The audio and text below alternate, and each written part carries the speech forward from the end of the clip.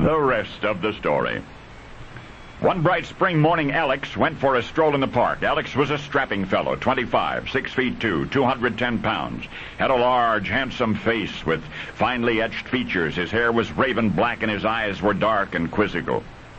Alex was a bank teller by profession, also a volunteer fireman. And today, as so often before, he would walk down to the dewy meadow just beneath Murray Hill. His friends, other young businessmen, surely would be there, reveling in the fragrances and the fair breezes of springtime. But this day of relaxation and recreation was to be different from all of the rest.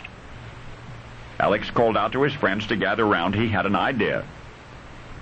The others hooted good-naturedly at the suggestion, but to humor Alex, they went along. What Alex wanted to do was to play baseball.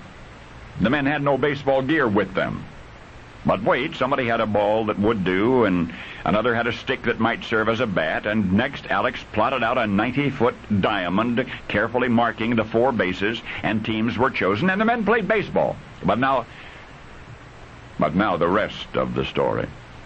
From that game that day, it was evident that these young men who had never played baseball together before were fine baseball players.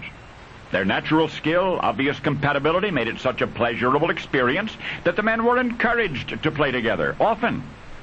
At some point, somebody asked, "What do we call ourselves?" Well, Alex, who had belonged to a volunteer fire department known as the Knickerbocker Engine Company, voted for the Knickerbockers. And thus was born the historic Knickerbocker Baseball Club of New York City, at the casual suggestion of a young bank teller named Alex Cartwright. The following July, the Corinthian columned Union Bank where Alex had worked burned to the ground. So Alex went into the book-selling business, but he never stopped playing baseball, all through the summer and through the summers to come. It was Alex who plotted the diamond on the day that I have told you about.